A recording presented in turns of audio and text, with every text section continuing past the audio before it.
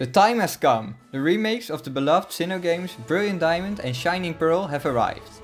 To celebrate, I wanted to draw inspiration from MysticUmbreon's best team series and assemble not the best, but the most creative team possible to take along on the journey through Sinnoh. Don't get me wrong, I know Infernape and Garchomp are amazing Pokémon, but I wanted to give other Pokémon that sadly don't get used as much the spotlight that they deserve. We will look at what Pokémon appear in this creative team, what movesets I recommend, and which of the main story battles the team members shine in the most. But how exactly do we determine what the most creative team is? Well, first I made a list of every available fully evolved Pokémon in Brilliant Diamond and Shining Pearl. After this, I went to the Pokémon BDSP subreddit, where a lot of people shared their planned teams for the remakes. I manually went through exactly 100 of these teams and counted all Pokémon used by these random Reddit users. These 100 teams give us the data on 600 Pokémon that are going to be used, which I think is a pretty reliable number to go off of. Before we move on to the actual team, here are some fun facts I found from analyzing the data. The most used starter and also the most used Pokémon overall is Infernape, which appeared in almost 40% of all teams. Infernape is closely followed by the pseudo-legendary Garchomp, after which Luxray closes off the top 3. The least popular starter is my personal favorite Torterra, with Empoleon of course being in second place. The most used Pokémon that is not originally from Sinnoh is Houndoom, which is 11th overall. Not really surprising with it being the only non-starter fire type next to Rapidash. Even though both Honchkrow and Mismagius are version exclusives, which means that they can only be used in about half the games, they are still both in the top 10. And lastly, to my surprise, the fan favorite Lucario is only in 17th place of the most used Pokémon. However, this is not the only surprise as you will see. Now back to assembling the most creative team. To do this I could just select the 6 least used Pokémon, but that would make for a really unbalanced team. I want this team to be creative, but viable and versatile too, so that is why I decided to make some rules. The team will consist of Sinnoh Pokémon exclusively, since this team is meant to shine a light on the less used Pokémon of Sinnoh. Only easily available Pokémon are allowed to make the team accessible, so no late or post-game Pokémon, no legendaries and no trade evolutions. And the team needs to cover as much type diversity as possible. If a Pokémon has a really low usage but it doesn't fit these requirements, it sadly can't join this team, but I would be happy to make a no limits team if anyone is interested, so let me know in the comments if you are. Now, let's finally get into the team.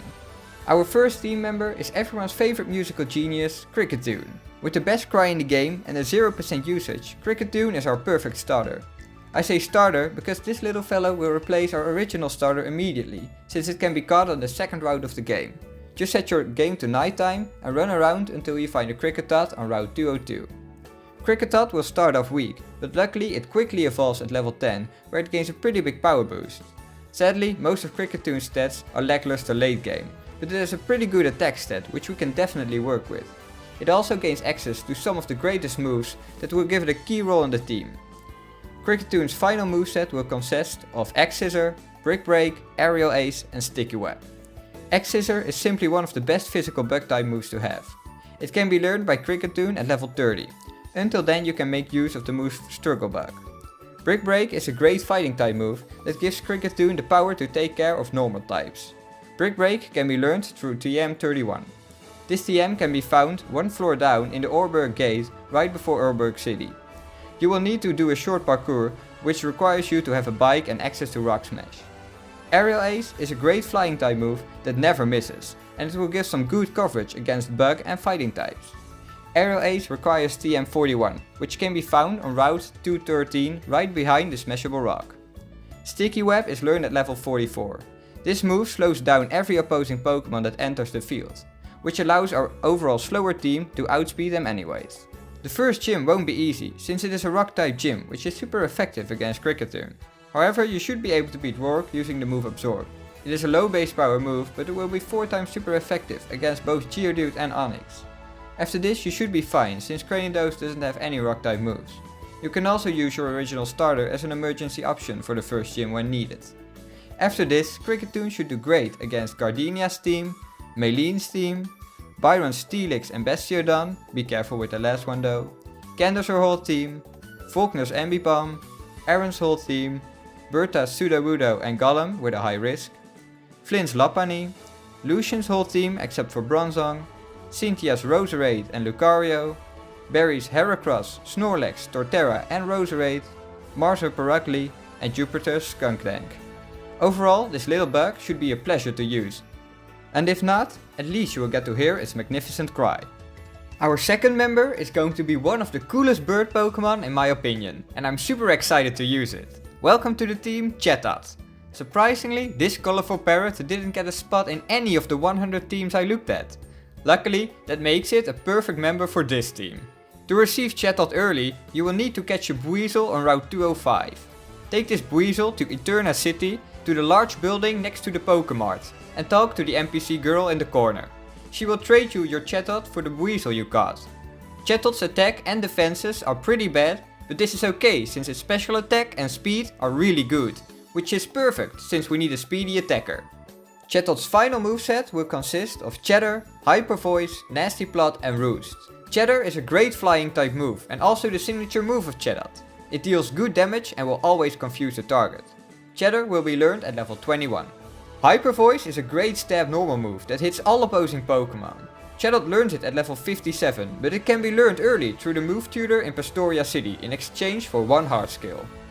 Nasty Plot raises the user's special attack with 2 stages. Since Chatot is fast and since it can hit all Pokemon for neutral damage using its 2 stab moves, this move fits perfectly. TM63 for Nasty Plot can be received by talking to an NPC in front of the gym in Veilstone City. Roost recovers half your health, which makes sure that Chatot can survive for a longer time after setting up a Nasty Plot, which is always a welcome option to have. It can be learned by Chatot at level 41, but for early access you can get TM51 for Roost at Route 210 after talking to a bird keeper on top of a little mountain.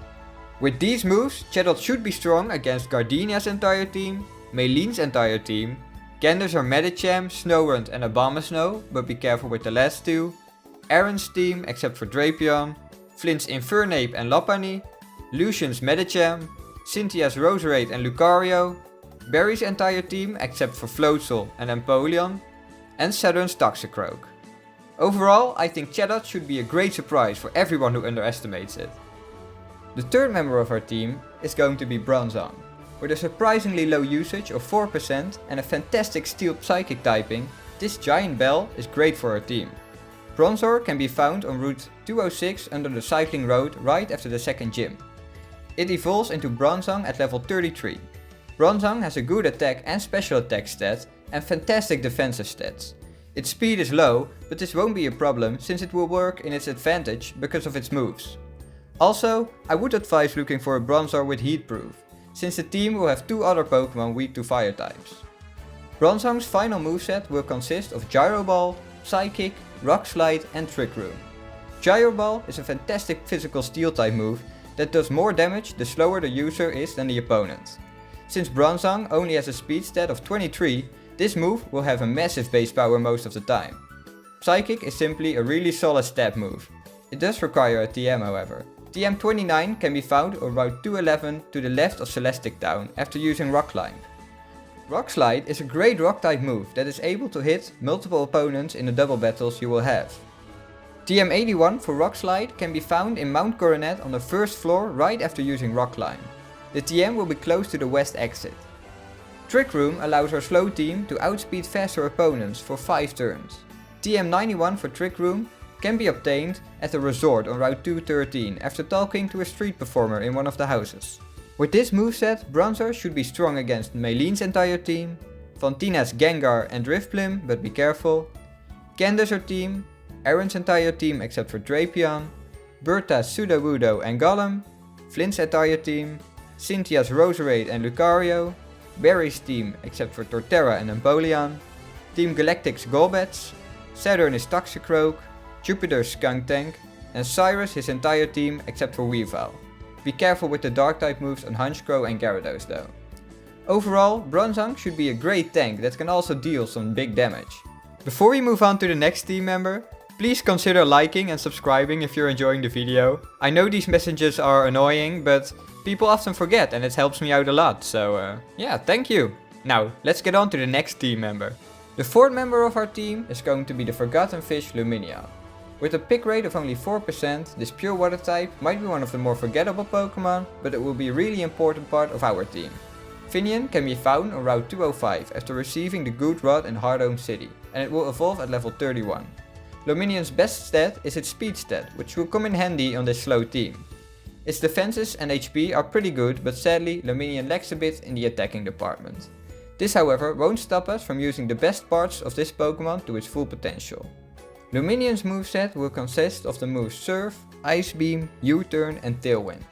Surf is the most powerful step move available for Lumineon. It can be learned through TM95, which can be obtained from Cynthia's mother in Celestic Town. Ice Beam provides amazing coverage against a lot of types and is also key to defeating Cynthia's third guard jump. It can be learned through TM13, which can be found on Route 216 after using Rock Climb close to the Mount Coronet cave entrance.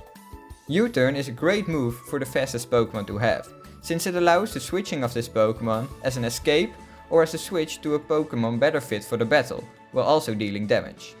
It can be learned through TM89, which is found in Canalay City after surfing down beneath the city, or it can be bought in Veilstone Department Store for earlier access.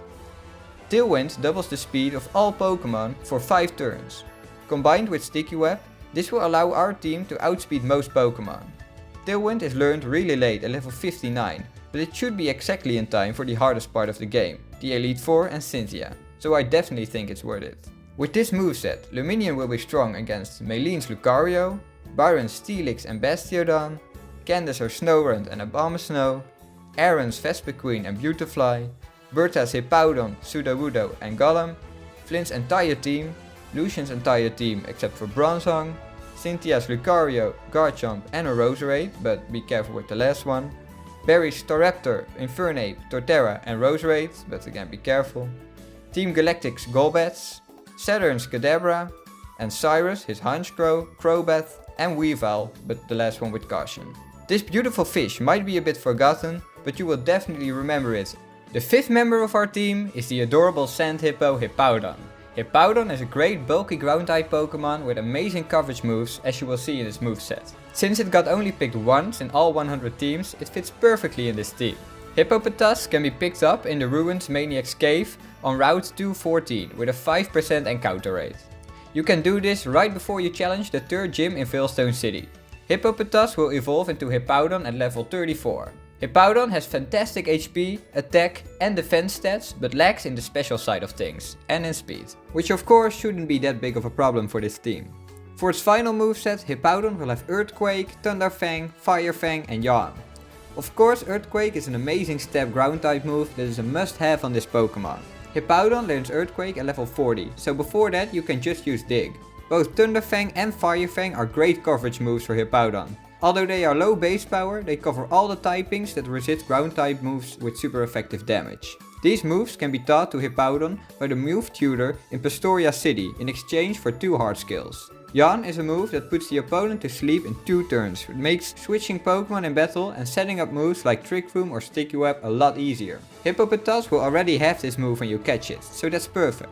With these moves, Hippowdon will be strong against Maylene's Lucario, Crusher Wake's Gyarados and Floatzel, but be careful, Ventina's team, Byron's team and Volkner's entire team, but be careful with Octillery, Aaron's entire team, Bertha's Sudowoodo and Golem, Flint's entire team, Lucian's Bronzong, Cynthia's Lucario, Barry's Staraptor, Heracross, Floatzel, Infernape and Torterra, but be careful with the last one, Team Galactic's Bronzors and Golbats, Saturn's Toxicroak, Jupiter's Skuntank, Cyrus's Honchkrow and Crobat, and Gyarados with caution. Overall, this hungry hippo should be one of your strongest team members. The last member of this team is a personal favorite of mine, and I'm glad I can give it the attention it deserves in this team. The 5th member is Carnivine.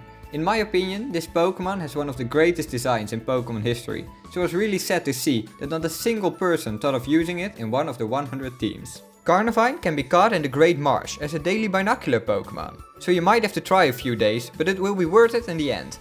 Carnivine actually has a pretty great attacking stat, and its defenses and HP might not be amazing, but they aren't even close to horrible either. Its lowest stat is the 45 speed stat, which again in this team shouldn't be a problem at all. Its biggest drawback used to be its limited move pool, but as you will see, it has become a lot better in this generation, so I'm really excited to use Carnivine myself. Carnivine's final moveset will consist of Seed Bomb, Crunch, Sludge Bomb and Swords Dance. Seed Bomb is a new and perfect addition to Carnivine's moveset. It is the first high base power grass type move with 100% accuracy that Carnivine gets access to. Carnivine learned Seed Bomb at level 47, so you can make use of Fine Whip before this point. Crunch is a great dark type move, which can hit almost all type resisting grass for neutral damage. It is learned at level 41, but Bite can be used as an alternative before this level. Sludge Bomb is a strong special move to take care of opposing grass and fairy types, while also being able to break physical walls. Sludge Bomb can be learned through TM36, which can be found in the Team Galactic headquarters on the first floor behind some stairs. Swords Dance doubles Carnivine's attacking stat, changing its good attack to a really fantastic one, which is great since Carnivine can hit almost all Pokémon for at least neutral damage using its 2 physical moves. Swords Dance can be learned through TM75, which can be found in the Veilstone department store.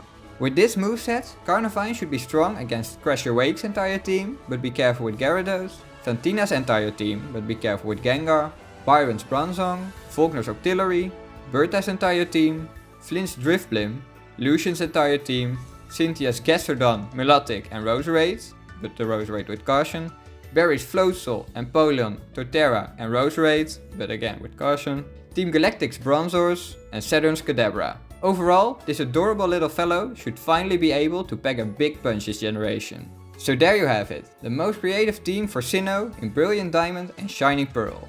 What did you think of the team? Are you going to use it, or would you replace any of the team members for a Pokemon you believe is underused? Please be sure to let me know in the comments. Also, please leave a like and subscribe if you had fun with the video, it helps me out a lot and I would really appreciate it. Thank you for watching and I'll see you in the next video. Goodbye!